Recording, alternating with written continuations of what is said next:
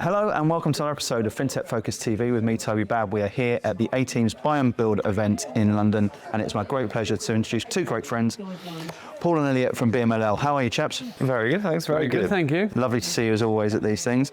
You're going to be on stage later on. Yep. Looking forward to hearing everything you've got to say.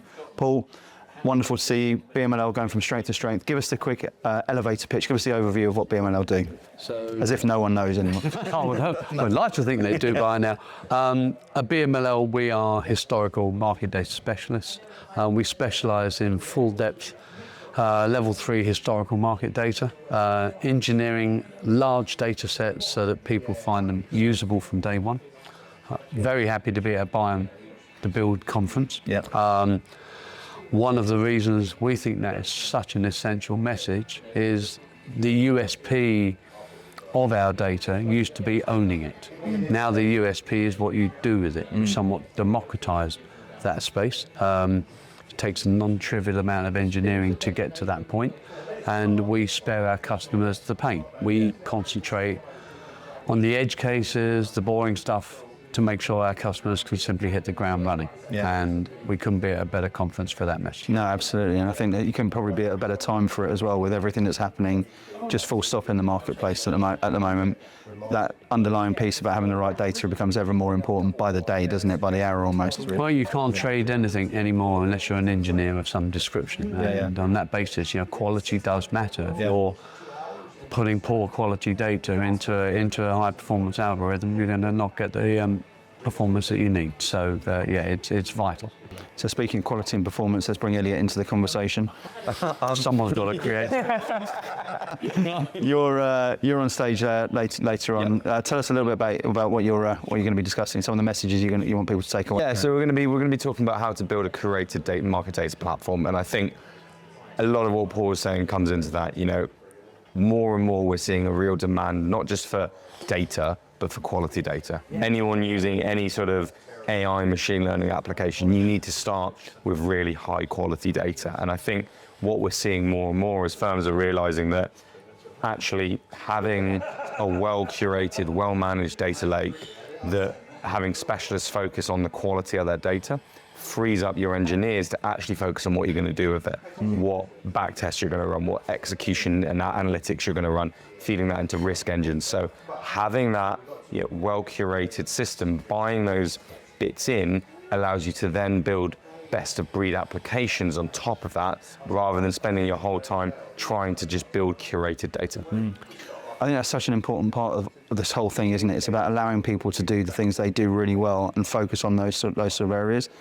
And that's been a switch, hasn't it, really, over the last couple of years? We were talking beforehand about this being a concept where it was buy or build. That was always the conversation. Well, to achieve this level of quality in historical data in the past, there was no choice. You couldn't get that level of standard of normalization that you require without doing it yourself. If you're one of the most sophisticated firms in the world, they understood this. And the choice was go and buy the raw data, go and hire the brilliant army of quants and do it yourself. There was literally no choice. The historical market data industry for decades, the historical product's been the exhaust of these companies.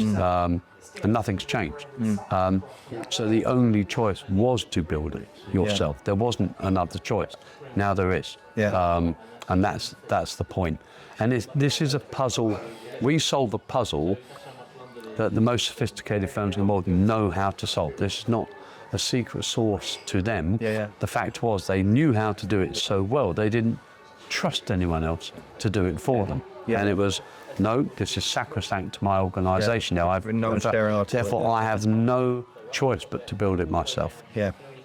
Now there is a choice. And once we gain that trust, people understand actually you can take all this fantastic talent you have now and redeploy at a higher level to do something brilliant with that data. That's where the value comes from. And I think a big part of that as well is it's not like everyone is always buying, everyone is always building. It's about where is the value for you as an organization. When there's not been sufficiently high quality solutions in areas, firms have then solved that problem, tried to solve that problem themselves. But with areas like market data, especially in historical market data, you have to continually reinvest in that to stand still. So as market data, exactly, not even to move forward, but to stand still. So firms need that high quality data, but the question more and more becomes, if you've got someone you trust, if you've got a partner you can work with on that, by having that data in an environment, in a way you can use it, if you trust that, then the buy versus build argument just moves to, well, where do you draw the line? And I think what we're seeing more and more is firms trusting the right partners in this space and building on top of that. I think that trust thing is so important, and I go back to when we first started speaking. Just when you first came into the business, it was COVID. Everything was happening in the marketplace, and there was obvious solutions to what you guys could do, and great technology behind it all the way through. What I've loved seeing over the last 5-6 years is this sort of advancement of the business to where it's become, right, how do we build that trust to it now being trusted and obvious, and you've got this enormous sort of army of advocates in the marketplace who are seeing what you're doing and recognising it as a problem. And we've spoken before about, right, when's the right time for this to be happening. There is this wonderful convergence at the moment of what's happening in industry that makes BMLL almost an inevitability for companies to go into that. How's that journey been? It's been immense. I mean, when I think about the first start of the journey, we start at a very complex level with our data. So people made, maybe the incorrect assumption, thinking, well, BMLL solved for a very niche issue. Level 3 data, when we first started explaining this in the marketplace, the market was split, and there wasn't an even split. There was 90% who didn't understand what we were frankly talking about, and there was 10% who really did understand it and understood it to a level where they didn't trust us. Then what happens is you build the whole bit at the ground level.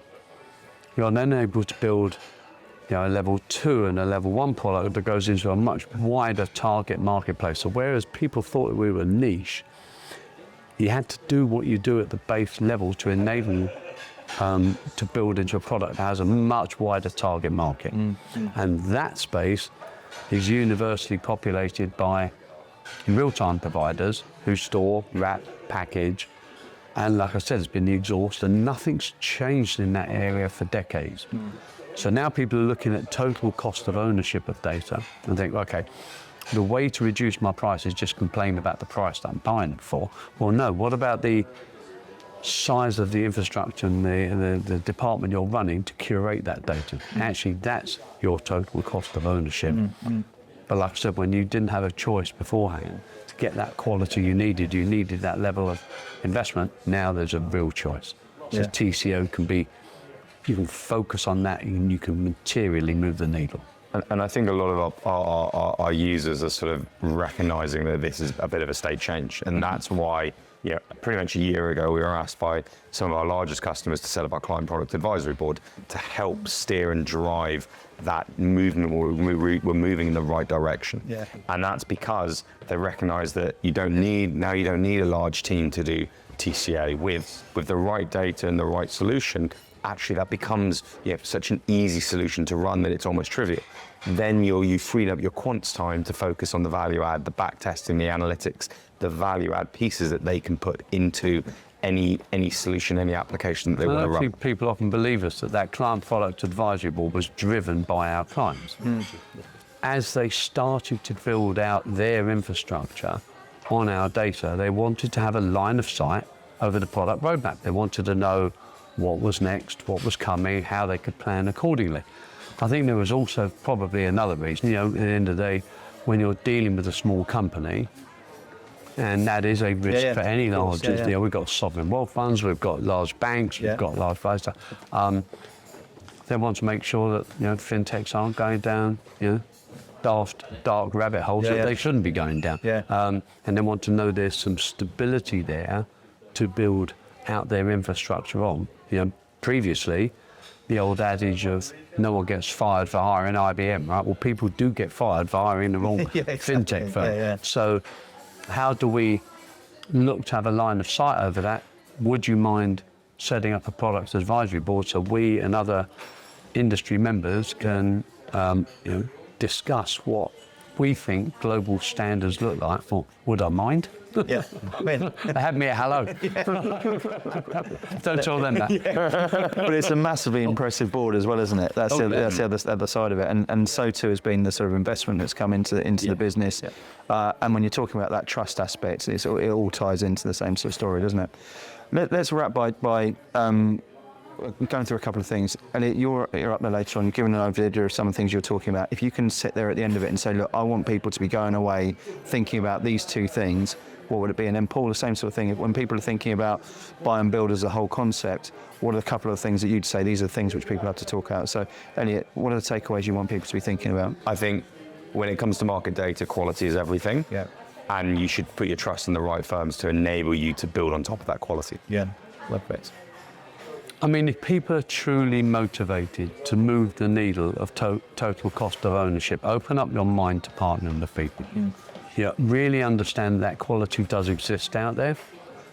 Open up your mind to that, and then if it does work, you really will internally move the needle. I'm not sure everyone's motivated to do that quite yet.